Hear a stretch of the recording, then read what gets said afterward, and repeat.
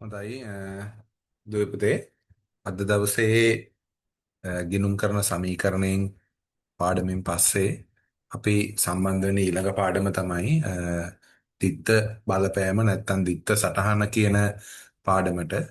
අද දවසේ දිත්ත සටහන් කියන පාඩම ඇසුරින් ගණන් කීපයක් සාකච්ඡා කරන්න බලාපොරොත්තු වෙනවා දිත් සටහන් සම්බන්ධ වැඩිදුර විස්තරයකුත් සමග. අපි දන්නවා ගිණුම් කරන සමීකරණය පාඩමේ අපි අවබෝධ කරගත්තා. අ, කිසියම් ගනුදෙනුවක් නිසා ගිණුම් කරන සමීකරණයේ ඔබට මතක ඇති එකතු කිරීම අඩු කිරීම කියලා අපි ලකුණු කරලා පෙන්නවා. කිසියම් ගනුදෙනුවක් නිසා ගිණුම් කරන සමීකරණයට බලපෑම් සිද්ධ වුණා. ගිණුම් කරන සමීකරණයේ තියෙන වත්කම් වගකීම් හිමිකම් යන සංරචක වෙනස් වීමට භාජනය වුණා. එතකොට ගිණුම්කරණයේ පියා ඉතාලි ජාතික ලූකා පැසියොලි මහතා විස්තර කරලා තියෙනවා. එන්න මේ වගේ සංකල්පයක් දිත්ත සටහන් සම්බන්ධව දිත්ත බලපෑම සම්බන්ධව අපි දන්නවා මීට කලින් කතා කරලා තියෙනවා ව්‍යාපාරයක තියෙන වත්කම් මොනවද වගකීම් මොනවද හිමිකම් මොනවද ආදායම් මොනවද වියදම් මොනවද කියලා. එතකොට ගිණුම්කරණයේ පියා කියනවා මේ ව්‍යාපාරයේ වත්කමක් හෝ වියදමක් ව්‍යාපාරයේ තියෙන වත්කමක් හෝ වියදමක් වැඩි වෙනවා නම් ඒ කියන්නේ ඔබට මතක ඇති ගිණුම් කරන සමීකරණයට ධන බලපෑමක් එකතු කිරීමේ ලකුණෙන් පෙන්눔 කරනවා නම් වත්කමක් හෝ වියදමක් වැඩි වෙනවා නම් ඒ වැඩි වෙන්න හේතු වෙච්ච නමින් ගිණුමක් ගහලා ඒ ගිණුමේ හරපැත්තේ සටහන් කරන්න කියලා. ඒ වගේමයි වත්කමක් හෝ වියදමක් අඩු වෙනවා නම් ඒ අඩු වෙන්න බලපාන හේතුව නමින් බැර කරන්න කියලා විස්තර කරලා තියෙනවා. ඒ වගේම ඒකේ අනිත් පැත්ත වගකීමක්, හිමිකමක්, ආදායමක් වැඩි වෙනවා නම් ඒ වැඩි වෙන්න බලපාන හේතුව නමින් ගිණුමකට බැර කරන්නත් වගකීමක්, හිමිකමක්, ආදායමක් අඩු වෙනවා නම් ඒ අඩු වෙන්න හේතු වෙච්ච නමින් ගිණුමකට හර කරන්නත් දිත්ත සටහන් රීතියක් විස්තර කරලා තියෙනවා. අපි බලමු ගනුදෙනුවක් අරගෙන කොහොමද මේ දිත්ත සටහන් ලියන්නේ කියලා සහ මේ ගනුදෙනුවේ තියෙන දිත්ත බලපෑම නැත්තම් මේ දිත්ත සටහන් අපි සටහන් කරනවා ගිණුමක් ඇතුලේ. ගිණුමක් කියලා ආකෘතියක් තියෙනවා. මේ ගිණුමක ආකෘතියක තුල මේ ගිණුම්කරණයේ සිද්ධ වෙන දිත්ත බලපෑම දිත්ත සටහන් වලට අනුව වාර්තා කරනවා. එතකොට ඔබ දන්නවා ගිණුම්කරණයේ වත්කම් වගකීම් හිමිකම් ආදායම් වියදම් කියලා සංරචක පහක් තියෙනවා. ඒවට අදාළ උදාහරණත් ඔබ මේ වෙද්දි දන්නවා. එතකොට ගිණුම්කරණයේ ගිණුම් වර්ග පහකුත් තියෙනවා. ගිණුම් වර්ග පහ තමයි වත්කම් ගිණුම්, වගකීම් ගිණුම්, හිමිකම් ගිණුම්, ආදායම් ගිණුම් සහ වියදම් ගිණුම් කියලා. එතකොට මෙන්න මේ ගිණුම් සියල්ල අන්තර්ගත වෙලා තියෙන්නේ ලෙජරේ කියන පොතේ. ගිණුම් සියල්ල අන්තර්ගත පොත අපි ලෙජරේ කියලා හඳුන ගන්නවා. අපි බලමු කොහොමද මේ දිත්ව බලපෑම ගිණුමක පෙන්වන්නේ කියලා. එතකොට මෙන්න මේ වගේ පොඩි උදාහරණයකුත් එක්ක අපි පොඩ්ඩක් මේක විස්තර කරගමු. ඔබට පේනවා ඇති ඔබට zoom කරලා බලන්න පුළුවන්. මේ රතු පාටින් පෙන්නලා තියෙනවා ගනුදෙනු ගානේ උඩ කොටස පහත දැක්වෙනුයේ නිමාලි විසින් පවත්වාගෙන ගිය ව්‍යාපාරයේ 2021 මාර්තු මාසයේදී සිදු වූ ගනුදෙනු හා සිදුවීම් කීපයක් වේ. පහත දැක්වෙනුයේ නිමාලි විසින් පවත්වාගෙන ගිය ව්‍යාපාරයේ 2021 මාර්තු මාසයේ සිදු වූ ගනුදෙනු කිහිපයක් වේ. ඒවාට අදාළ දිත්ව සටහන් ලියා ලෙජර් ගිණුම් වලට පිටපත් කරන්න. දිත්ව සටහන් ලියලා ලෙජර් ගිණුම් වලට පිටපත් කරන්න කියලා කියනවා. එතකොට අපි ඔයාලට මතක ඇති ගිණුම් කරන සමීකරණේ ආරම්භක ශේෂ කියලා ශේෂ ටිකක් කතා කරා. කියන්නේ කිසියම් ව්‍යාපාරයක් පරණ ව්‍යාපාරයක් නම් ඒ කියන්නේ මීට පෙර කාල පරිච්ඡේදයක ආරම්භ කරපු ව්‍යාපාරයක් නම් ඒ ව්‍යාපාරයේ තියෙනවා පුතා ආරම්භක ශේෂ. ගිණුම්කරණයේදීත් මේ දිත්ත සටහන් වල ආරම්භක ශේෂයක් තියෙනවා නම් අනිවාර්යයෙන්ම මේ ආරම්භක ශේෂ තියෙන්නේ ඒ ගිනුම් જાතියේ වැඩි වෙන පැත්තේ. දැන් අපි ගත්තොත් මේ වත්කම් ගිනුමක හෝ වියදම් ගිනුමක වැඩි වෙද්දි හර කියලානේ කතා කරන්නේ. එතකොට මේ වත්කම් ගිනුමක හෝ වියදම් ගිනුමක ආරම්භක ශේෂයක් තිබ්බොත් ඒ කියන්නේ වත්කම් ගිනුම් වියදම් ගිනුම් වල ආරම්භක ශේෂ නැහැ.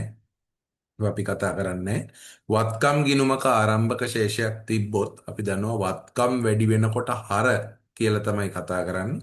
එතකොට හර පැත්තේ තමයි මේ ආරම්භක ශේෂය දාන්න ඕන. ඒ වගේම තමයි වගකීම් හිමිකම් ගිණුමක වැඩි වෙනකොට අපි භාවිතා කරන්නේ බැර කියන වචනේ. එහෙනම් ආරම්භක ශේෂයක් තිබ්බොත් අපි ඒක දාන්න ඕන බැර පැත්තේ. ඉතින් බලමු පොඩි උදාහරණයකින් මේක කොහොමද සටහන් වෙන්නේ කියලා. අපි දන්නවා ගානක් දැක්කට පස්සේ අපි ගානේ උඩ කියවන්නේ ඉස්සෙල්ලම පහත දැක්වෙනුයේ නිමාල් විසින් පවත්වාගෙන ගිය ව්‍යාපාරයේ 2021 මාර්තු මාසයේදී සිදු වූ ගනුදෙනු හා සිදුවීම් කීපයක් වේ. ඒවාට අදාළ දිත්ත සටහන් ලියා ලෙජර් ගිණුම් වලට පිටපත් කරන්න කියලා කියනවා. ඊට පස්සේ අපි කරන්න වෙන්නේ අපිට අවශ්‍යතාවය වෙන්නේ මේවට අදාළ දිත්ත සටහන් ලියලා අපි ලෙජර් ගිණුම් වලට දාන්න තමයි යන්නේ. හැබැයි මේ ලෙජර් ගිණුම් වලට දාන්න කලින් ඔයාලට මතක තියාර ගිණුම් කරන සමීකරණය වුණත් මාසයේ වෙච්ච කාලච්ඡේදයේ වෙච්ච ගනුදෙනු සටහන් කරන්න කලින් ආරම්භක ශේෂයක් තිබ්බොත් ශේෂයේ ඊගේ කියලා අපි ගිණුම් කරන සමීකරණයේ උඩ සටහන් කරගත්තා. ඒ වගේම තමයි මේ ලෙජර් ගිණුම් වල ආරම්භක ශේෂයක් තිබ්බොත් අපි ශේෂය ඊගේ කියලා සටහන් කරගන්නවා මේ ගිණුමේ උඩ. දැන් අපි බලමු පළවෙනියට අපිට අහුවෙනවා. අපිට පේනවා ඇති 3යි 1 දිනට ආරම්භක ශේෂයන්. ඒ කියන්නේ මේ ව්‍යාපාරය පටන් ගද්දි මේ මාසයේ පටන් ගද්දි මේ මාසයේ මුල මේ මාසයේ ආරම්භයේ මුදල් තියනවා ව්‍යාපාරයක රුපියල් 70000. එතකොට අපි දිත්සටහන් රීතියට ගියොත් පුතේ මුදල් කියන්නේ ව්‍යාපාරයේ වත්කම. අපි ඒක දන්නවා මුදල් කියන්නේ ව්‍යාපාරයක වත්කම. මුදල් කියන්නේ ව්‍යාපාරයක වත්කම. දැන් දිත්සටහන් රීතියේ තියෙනවා ඕනම ගිණුමක වැඩි වෙන පැත්තේ තමයි ආරම්භක ශේෂය තියෙන්නේ. දැන් වත්කම් වැඩි වෙනකොට හර වෙනවා. එතකොට අපි දන්නවා මෙන්න මේ අපි ගිණුමේ නම තමයි මුදල් ගිණුම. ගිණුමේ නම ආරම්භක දිනට තියෙන ගිණුමේ නම මුදල් ගිණුම. මුදල් ගිණුමේ ඕනම ගිණුමක හර පැත්තයි බැර පැත්තයි. දැන් ගිණුමේ ආකෘතිය ගත්තොත් ඔයාලට පේනවා මම මේක ලං කරලා ගත්තොත් මේ ගිණුමක ඕනම ගිණුමක ආකෘතියේ හරියට ගිණුමේ මැද අපි ගිණුමේ නම ලියනවා. දැන් මේ ගිණුමේ නම දැන් මුදල් සටහන් කරන ගිණුම අපි මුදල් ගිණුම කියලා ලියලා වම් අත පැත්ත හර කියලා ලිව්වා දකුණු අත පැත්ත බැර කියලා ලිව්වා. දැන් මම මේක මේ රතු පාටින් මාක් කරලා තියෙන්නේ ඔයාලට බලා ගන්න ලේසි වෙන්න. නමුත් ඔය ගණන් හදද්දී මේ සියල්ලම එක පාට පෑනකින් හදන්න පාට පාටින් හදන්න ගියොත් වෙන්නේ ඔයාලට ගාන හදන්න වෙලාව මදි වෙනවා. ඒ නිසා මේ ගණන් හදද්දී සියල්ලම එක පාට පෑනකින් හදනවා. නමුත් මම මේක විස්තර කරද්දී පාටින් විස්තර කරලා තියෙන්නේ ඔයාලට අවබෝධය ගන්න ලේසි වෙයි. එතකොට මේ මුදල් ගිණුම ගත්තම මුදල් ගිණුමේ වම් අත පැත්ත හර පැත්ත දකුණු අත පැත්ත බැර පැත්ත ඕනම ගිණුමක වම් පැත්ත හර පැත්ත වෙද්දී දකුණු පැත්ත බැර පැත්ත. ඊට පස්සේ මේ ගිණුම ප්‍රධාන වශයෙන් කොටස් 4කට බෙදෙනවා. වම් පැත්තේ දකුණු පැත්තේ දෙකේම තියෙන මේ කොටස් 4. මොනවාද මේකේ තියෙන්නේ? දිනය, විස්තරය, සංගල පිටුව වටිනාකම. බැර පැත්තට ගියත් දිනය, විස්තරය, සංගල පිටුව වටිනාකම. එතකොට ගිණුමක ආකෘතියක් අඳිද්දී මේ ආකෘතිය භාවිතා කරන්න වෙනවා දිනය, විස්තරය, සංගල පිටුව වටිනාකම කියලා. එතකොට මේ සංගල පිටුවේ නම් අපි බොහෝ ගණන් වල අපි මොකුත් සටහන් වෙන්නේ නැහැ. දිනය, විස්තරය, වටිනාකම කියන එකේ තමයි සටහන් වෙන්නේ. අපේ ගණන් වල සංගල පිටුවේ මොකුත් තිය වෙන්නේ නැහැ. අපි මේක සටහන් කරන්න ගියාට පස්සේ දැන් ගත්තොත් දැන් මුදල් කියන්නේ ව්‍යාපාරයක වත්කම. මුදල් කියන්නේ ව්‍යාපාරයක වත්කම. බලාගෙන හිටියොත් මේක තේරුම් ගන්න ලේසි පොඩි සංකල්පයක් තියෙන්නේ. මොකද ගිණුම් කරන සමීකරණය පිළිබඳව අවබෝධයක් තියෙන ඕන කෙනෙක්ට පහසුවෙන් මේ ගණන් තේරුම් ගන්න පුළුවන්. එතකොට මුදල් කියන්නේ ව්‍යාපාරයක වත්කමක්. ඕනම ගිණුම් જાතියක ආරම්භක ශේෂ තියෙන්නේ වැඩි වෙන පැත්තේ නම් වත්කම් වැඩි වෙද්දි හර. එහෙනම් මුදල් ගිණුමේ ආරම්භක ශේෂය මාර්තු මාසේ දිනය තියෙන්නේ මාර්තු මාසේ පළවෙනිදට මාර්තු මාසේ පළවෙනිදට ආරම්භක ශේෂයේ තියෙනවා වටිනාකම තීරුවේ රුපියල් 70,000ක් ආරම්භක ශේෂවලට අපි විස්තරේ තීරුවේ ලියන්නේ ශේෂය ඊගේ කියලා. එතකොට ආරම්භක ශේෂ සටහන් කරද්දී ඔච්චරයි ලියවෙන්නේ. එතකොට මුදල් ගිණුමේ ආරම්භක ශේෂයේ තියෙනවා රුපියල් මුදල් ගිණුමේ ආරම්භක ශේෂයේ තියෙනවා රුපියල් 70,000ක්. එතකොට ආරම්භක ශේෂය ලියවෙන්නේ ශේෂයේ ඊගේ කියලා. ඕනම ආරම්භක ශේෂයකට අපි පාවිච්චි කරන වචනය තමයි ශේෂයේ ඊගේ. ඕක අපි කියන්නේ ශේෂය ඉදිරියට ගෙන ආවා කියලා. නමුත් අපි ඕක කෙටියෙන් ලියන්නේ ශේෂයේ ඊගේ කියලා. දැන් අපි මේ පළවෙනි ආරම්භක ශේෂය සටහන් කරගත්තා. ඒ නිසා අපි මේක ගත්ත කියලා පොඩි මාක් එකක් දාගමු. එතකොට අපිට ලේසි සාමාන්‍ය ගිණුම් කරණයේදී අපි සටහන් කරන ඒවා ගන්න පිළිවෙලට පොඩි ටික් එකක් දාගත්තා නම් අපිට ගණන් වැරදෙන අවස්ථාවන් ගොඩක් අඩුයි. ඒ නිසා ඔන්න අපි දැන් දෙවෙනි එකටත් යමු. ඔන්න මම දැන් මුදල් ගිණුමේ ආරම්භක ශේෂය මුදල් ශේෂය මුදල් කියලා ගිණුමක් ගහලා මුදල් කියන්නේ පුතා වත්කමක් ඔයාලා දන්නවා. වත්කම් වැඩි වෙද්දි හර ඔයාලට පේන මැති මේ ආක්තියේ මේ දික්සටහන් රීතිය පාවිච්චි කරද්දී වත්කම් වැඩි වෙද්දි හර කියන වචන තමයි පාවිච්චි කරන්නේ. ඒක රීතියක්. මේ ගිණුම් දිත්සටහන් රීතියට අනුව වත්කම් වැඩි වෙද්දි හර වෙනවා. එතකොට මුදල් කියන්නේ ව්‍යාපාරයක වත්කමක්. එහෙනම් ඕනම ගිණුම් જાතියක ආරම්භක ශේෂ තියෙන්නේ ගිණුම් જાතියේ වැඩි වෙන පැත්තේ. එහෙනම් මුදල් ගිණුම ආරම්භක ශේෂය ශේෂීගේ කියලා අපි සටහන් කරගත්තා අර පැත්තේ. දැන් අපි ඊළඟට ගියොත් මේ ණයගැති කියන ගිණුම ණයගැති කියන්නේත් ඔයාලා දන්නවා වත්කම. එහෙනම් වත්කමක ආරම්භක ශේෂ තියෙන ඕනම ගිණුම් જાතියක ආරම්භක ශේෂ තියෙන්නේ ගානේ දෙනවනම් ආරම්භක ශේෂ ඒ ගිණුමේ ආරම්භක ශේෂ තියෙන්නේ වැඩි වෙන පැත්තේ. ඒ කියන්නේ දැන් වත්කම් වැඩි වෙද්දි හර.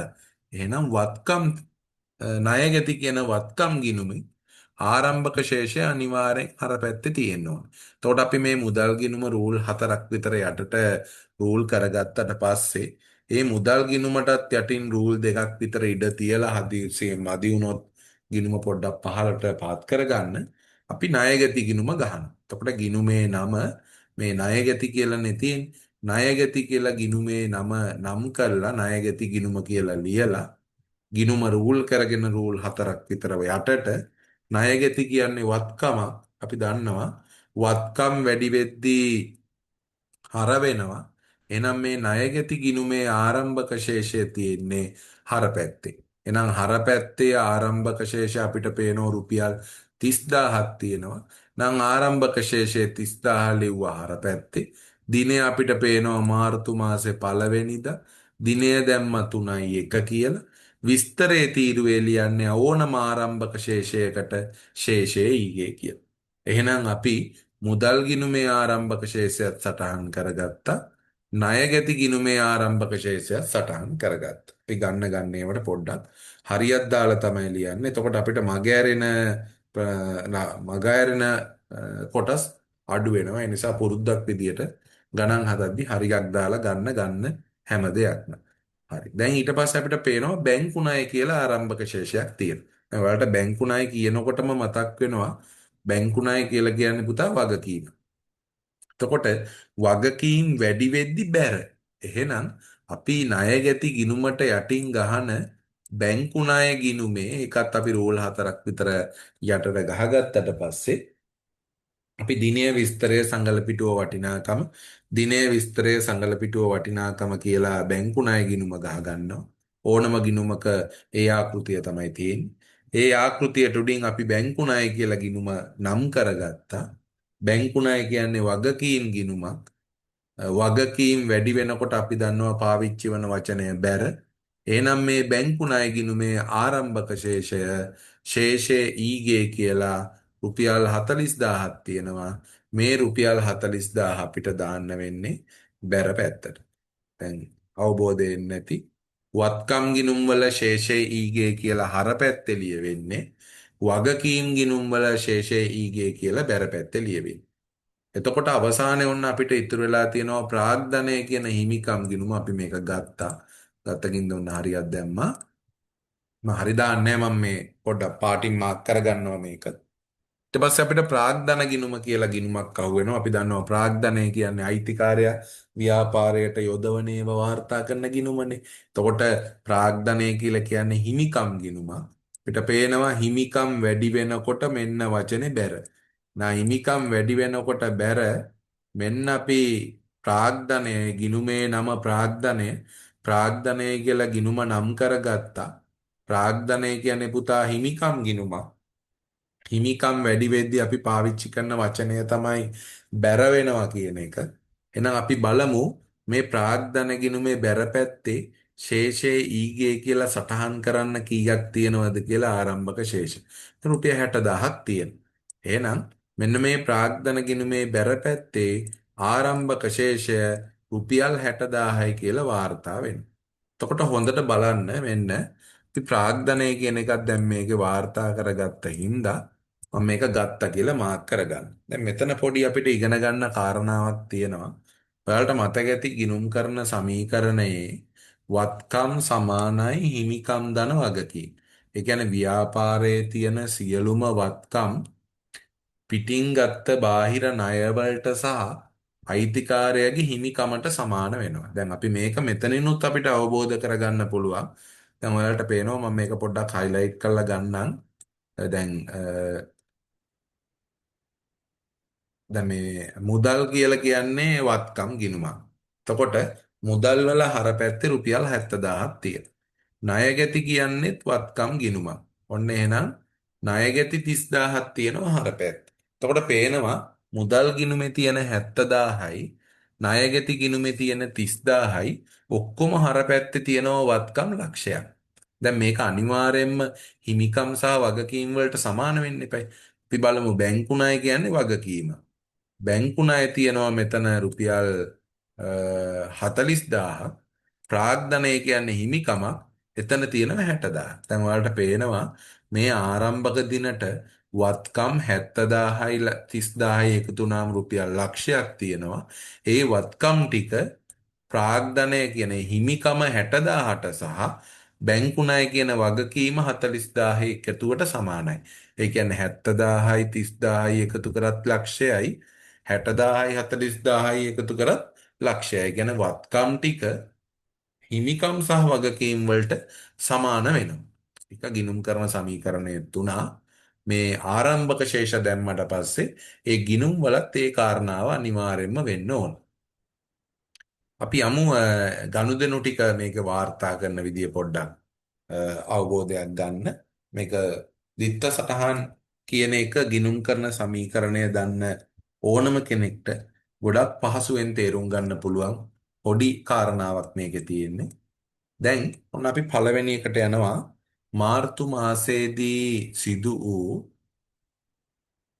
මාර්තු මාසයේදී සිදු වූ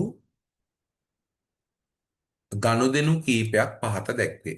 මාර්තු මාසයේදී සිදු වූ ගනුදෙනු කීපයක් පහත දැක්වේ කියලා අ, ගනුදෙනු ටිකක් දෙනවා.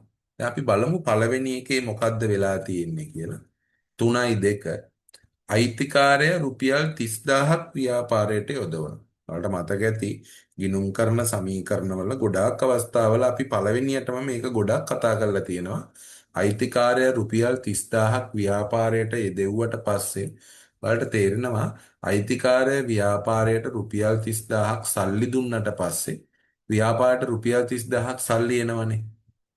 ඒ වගේම මේ සල්ලි දෙන්නේ අයිතිකාරයා හින්දා අයිතිකාරයාගේ හිමිකමත් වැඩි වෙනවා මේ ප්‍රාග්ධනය කියලා. ඔයාලට මතක ඇති ගිණුම් කරන සමීකරණේ බොහෝ තැන්වල අපි මේ ගනුදෙනුව කතා කරලා තියෙනවා.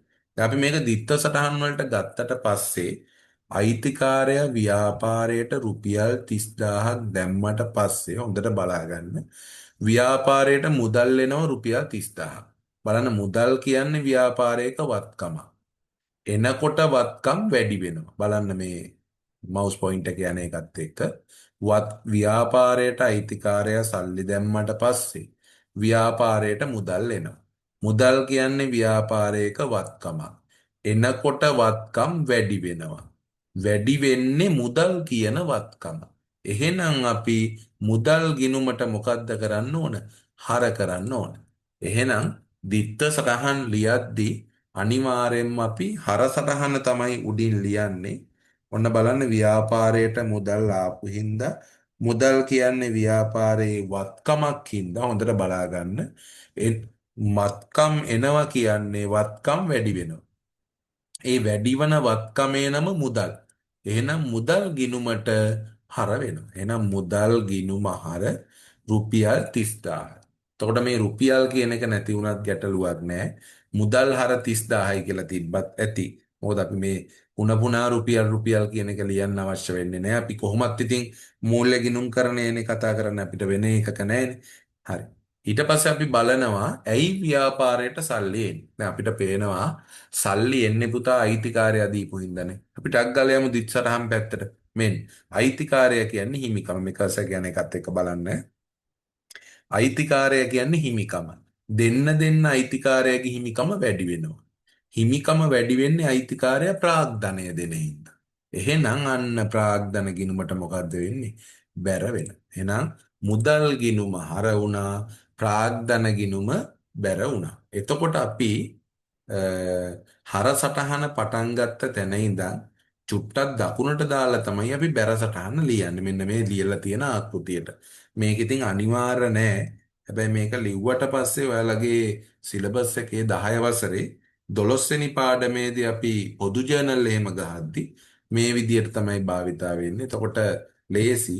ඒ නිසා දැම්ම ඉඳලා දිස් සටහන් ලියද්දි හර සටහන පටන් ගත්ත තැන ඉඳන් පොඩ්ඩක් දකුණට දාලා බැර සටහන ලියන්න පුරුදු වෙන්න.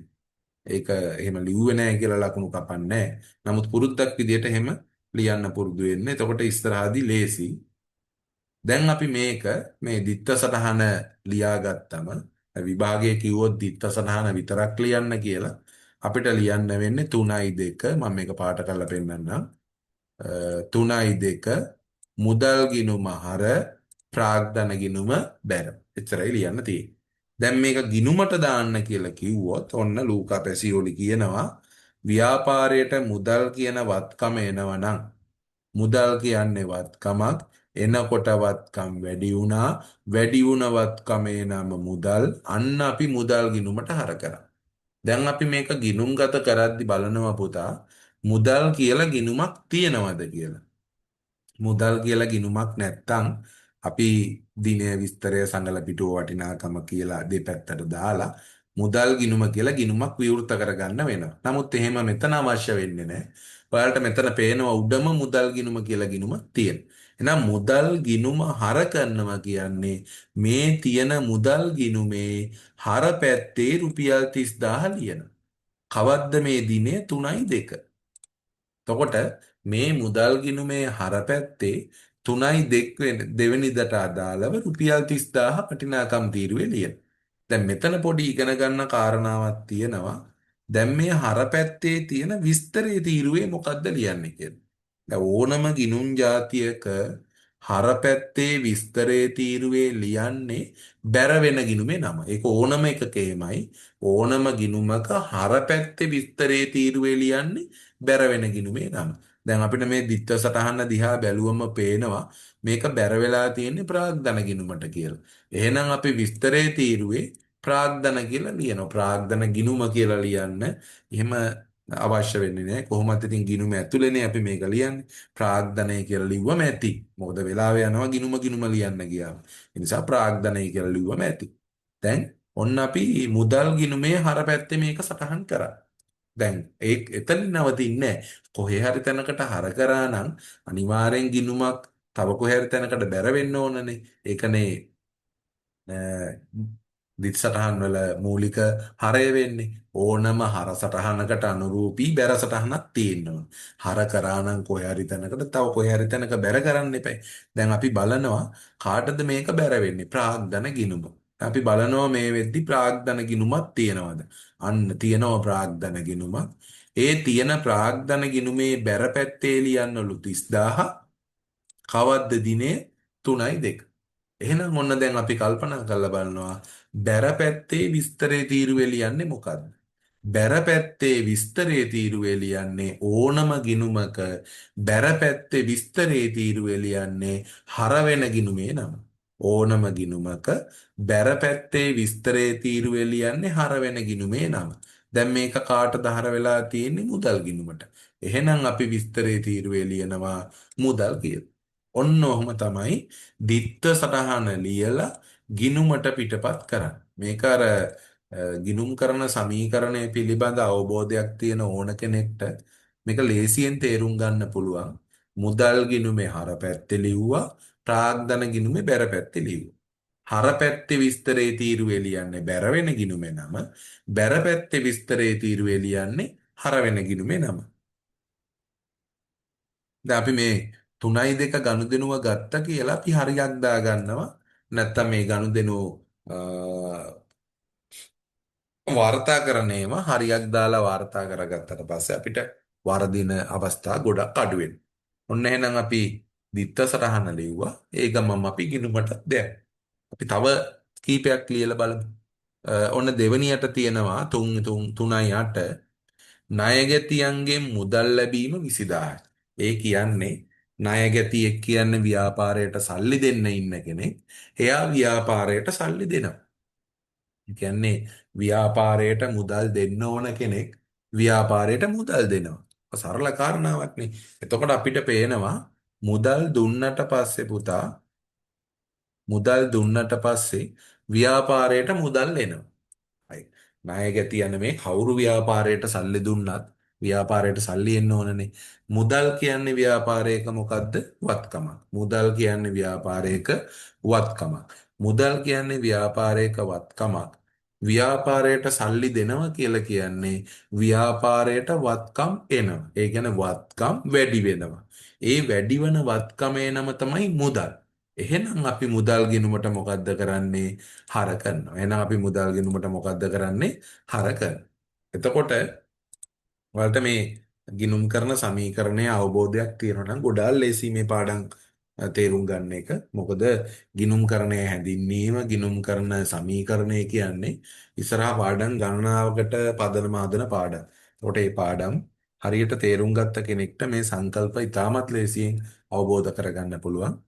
දැන් ණයගැතියා ව්‍යාපාරයට සල්ලි දුන්නට පස්සේ ව්‍යාපාරයට සල්ලි එනවනේ. මුදල් කියන්නේ ව්‍යාපාරයක වත්කමක් අපිට පේනවා. එනකොට වත්කම් වැඩි වෙනවා. ඒ වැඩිවන වත්කමේ නම මුදල්. එහෙනම් මුදල් ගිණුමට හරවනවා.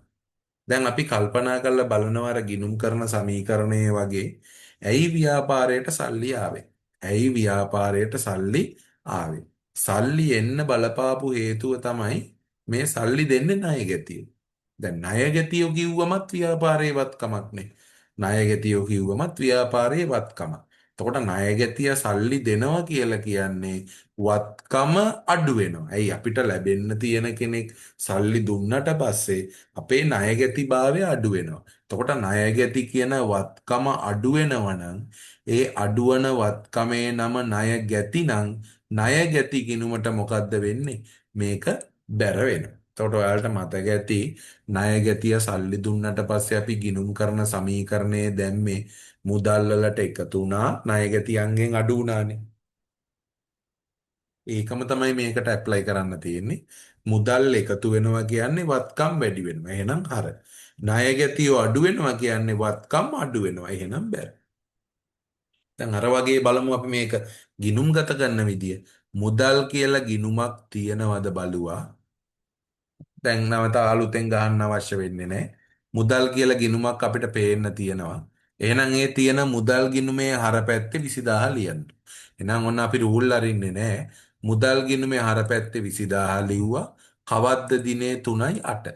දැන් අපි දන්නවා හරපැත්තේ විස්තරේ තීරුවේ ලියන්නේ බැර වෙච්ච ගිණුමේ නම. හරපැත්තේ විස්තරේ තීරුවේ ලියන්නේ බැර වෙච්ච ගිණුමේ නම. කාටද මේක බැර වෙන්නේ? ණයගැතියන්ට. එහෙනම් මුදල් ගිණුමට හර කරා දැන් හර සටහන හරි දැන් අපි යනවා ණයගැති ගිණුමට බැර කරන්න. දැන් අපි බලනවා ණයගැති කියලා ගිණුමක් තියෙනවද කියලා. ණයගැති ගිණුමක් තියෙනවා මේ වෙද්දි.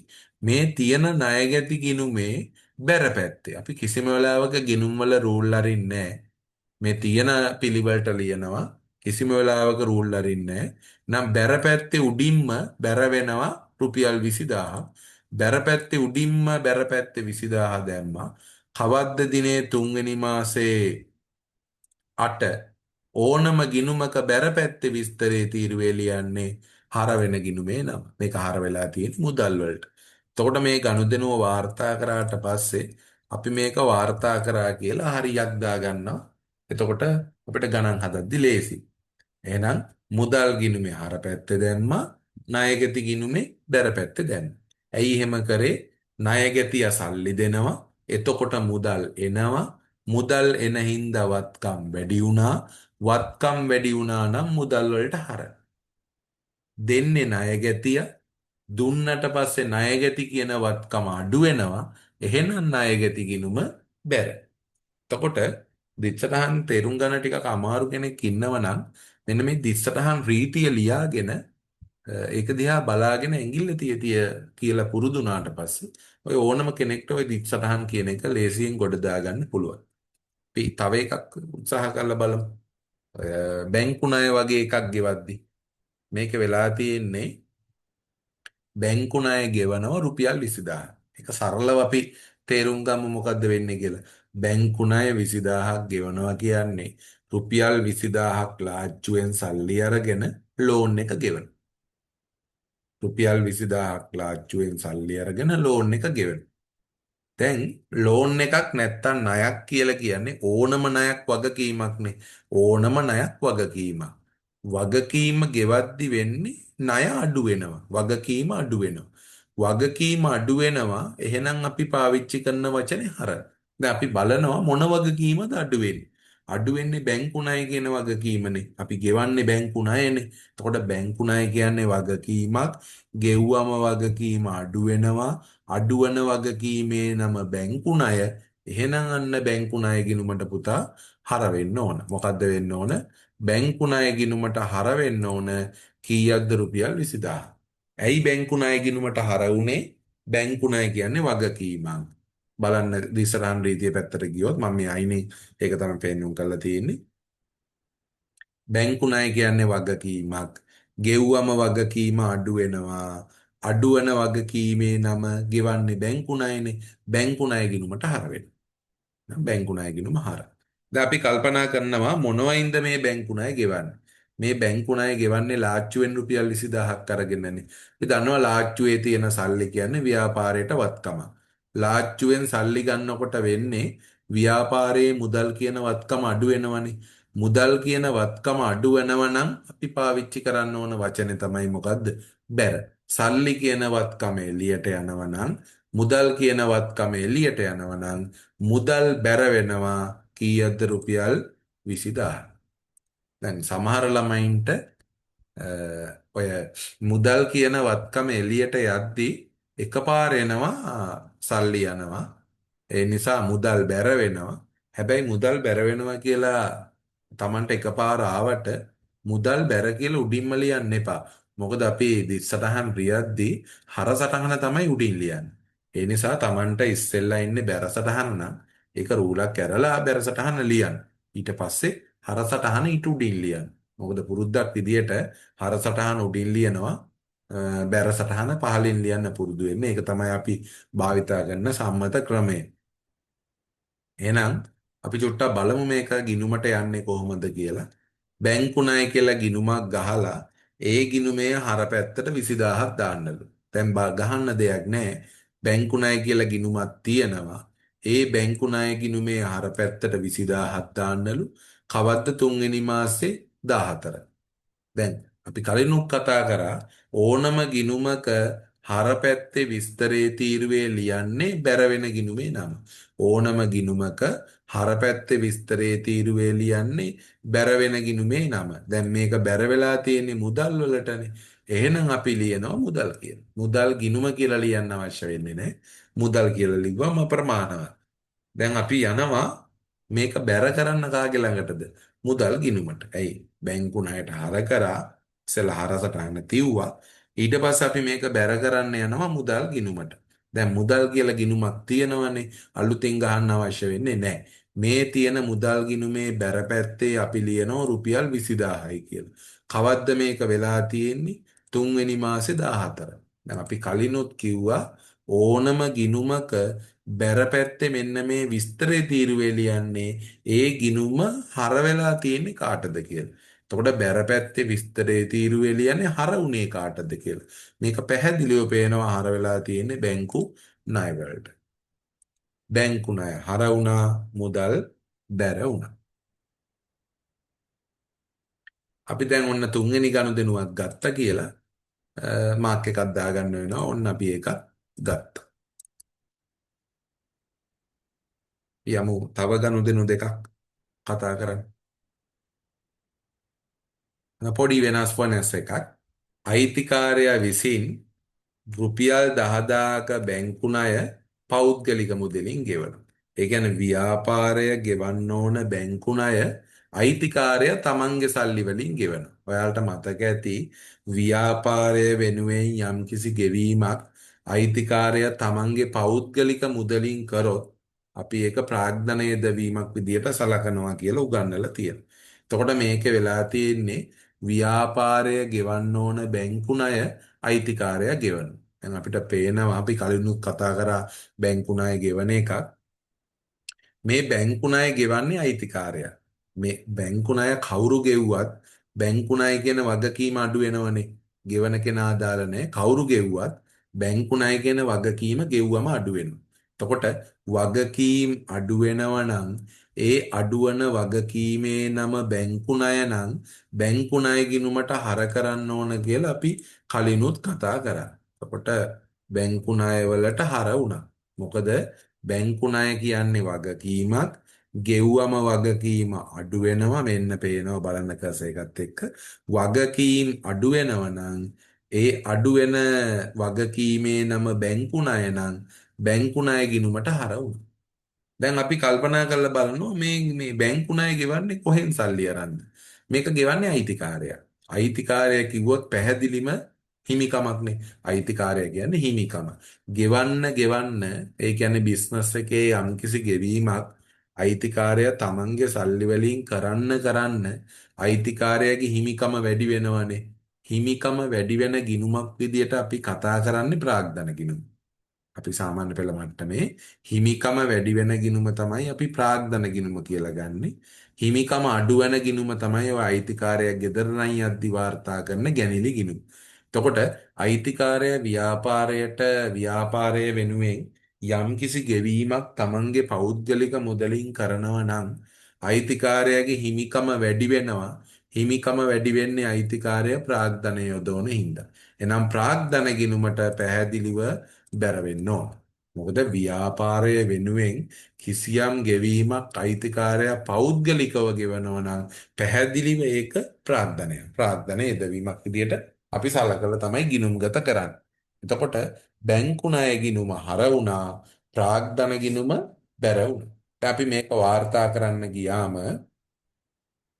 අපි බැලුවා බැංකු ණය කියලා ගිණුමක් තියෙනවද? ඔව් තියෙනවා. මෙන්න බැංකු ණය කියලා ගිණුමක් තියෙනවා. ඒ බැංකු ණය ගිණුමේ හර පැත්තේ රුපියල් 10000ක් දානවා. කවද්ද 3.19. 3.19. අපි දිත් සටහන ලියද්දී දිනෙත් එක්ක ලියන්නේ. එතකොට හර සටහන කෙලින් 3.19 කියලා ලිව්වා. 3.19 කෙලින් බැංකු ණය ගිණුම හර කියලා දැම්මා. බැර සටහන ඊට යටින් ලිව්වා. ඒ බැර සටහනටත් දිනේ දාන්න අවශ්‍ය වෙන්නේ නැහැ. හර සටහන කෙලින් දිනේ දා තිබ්වම ඇති. මොකද දිත්ත සටහන ලියද්දී දිනයක් තියෙන්න ඕන. ඉස්සෙල්ලා හර සටහන තියෙන්න ඕන. ඊට යටින් බැර සටහන තියෙන්න ඕන. හරි. දැන් ඔන්න බැංකු ණය ගිණුම හර වුණා රුපියල් 10000ක්. කවද්ද 3.19 හර පැත්තේ විස්තරේ තීරුවේ ලියන්නේ බැර වෙච්ච ගිණුමේ නම. කාටද මේක බැර වෙන්නේ? ප්‍රාග්ධන ගිණුමට. දැන් අපි බැලුවා ප්‍රාග්ධනය කියලා ගිණුමක් තියෙනවද කියලා. ප්‍රාග්ධනය කියලා ගිණුමක් තියෙනවද කියලා බැලුවා. ප්‍රාග්ධනය කියලා ගිණුමක් පේන්න තියෙනවා අපිට. එහෙනම් මේ තියෙන ප්‍රාග්ධන ගිණුමේ බැර පැත්තට රුපියල් 10000ක් දාන්නලු කවද්ද 3.19 වෙනිදා. බැරපැත්තේ විස්තරේ තීරුවේ ලියන්නේ පුතා හර වෙන ගිණුමේ නම. කාටද මේක හර වෙන්නේ? බැංකු ණය ගිණුමට. එහෙනම් ඔන්න අපි ගනුදෙනු හතරක් ගිණුම් ගත කරන විදිය කතා කරා ආරම්භක ශේෂයත් එක්ක. තව එකක් කතා කරමු. 3.24 අත්පිට විකුණනවා. අත්පිට විකුණනවා කියලා කියන්නේ සල්ලි ගත්තා බඩු විකුණන. සල්ලි ගත්තට පස්සේ ව්‍යාපාරයට සල්ලි එන්න එපා. මුදල් කියන්නේ ව්‍යාපාරයක මොකද්ද? වත්කම. එනකොට වත්කම් මොකද්ද වෙන්නේ? වැඩි වෙනවා. මුදල් කියන්නේ ව්‍යාපාරයක වත්කම. එනකොට වත්කම් මොකද්ද වෙන්නේ? වැඩි වෙනවා. වැඩිවන වත්කමේ නම තමයි මුදල්. එහෙනම් සල්ලි එනවා නම් අපි පැහැදිලිව දන්නවා සල්ලි එනවා නම් මුදල් ගිණුමට මොකද්ද වෙන්නේ? හර වෙනවා. සල්ලි එනවා නම් මුදල් ගිණුමට හර වෙනවා. මොකද මුදල් කියන්නේ වත්කම. එනකොට වත්කම් වැඩි වුණා. එහෙනම් වත්කම් වැඩි වෙනව නම් මෙන්න බලන්න. වත්කම් වැඩි වේ නම් ඒ වැඩි වෙන වත්කම නමින් හර කරන්න කියලා තියෙනවා. දැන් අපි ඊළඟට බලනවා ඇයි මේ ව්‍යාපාරයට සල්ලි එන්නේ? මොකද්ද මේ සල්ලි එන්න බලපාපු හේතුව? සල්ලි එන්න බලපාපු හේතුව තමයි සල්ලි අරගෙන විකුණලා. එතකොට අපි දන්නවා විකුණුම් කියන්නේ ව්‍යාපාරයේ ප්‍රධානම ආදායම කියලා කතා කරලා තියෙනවා. එතකොට විකුණන්න ව්‍යාපාරයේ ආදායම්. මෙන්න කර්සර් එක යන තැන බලන්න. ආදායම් විකුණන්න ව්‍යාපාරයේ ආදායම් වැඩි වෙනවා. විකුණන්න ව්‍යාපාරයේ ආදායම් වැඩි වෙනවා. ඒ වැඩිවන ආදායමේ නම තමයි විකුණුම්. එහෙනම් විකුණුම් ගිණුමට මොකද්ද වෙන්නේ මේක? බැර කරන්න ඕන.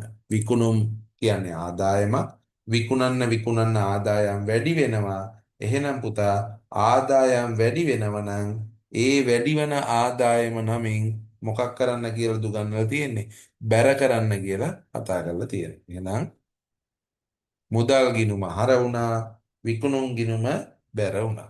චූටි අලුත් කොටසක් තියෙනවා මෙතන උගන්වන්න.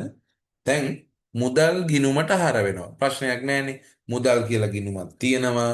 මේ තියෙන මුදල් ගිණුමේ හර පැත්තේ රුපියල් 30000 දානවා. කවද්ද දිනේ 3.24 හර පැත්තේ විස්තරයේ තීරුවේ ලියන්නේ බැර වෙන ගිණුමේ නම විකුණුම්. ඒක ප්‍රශ්නයක් නැහැ.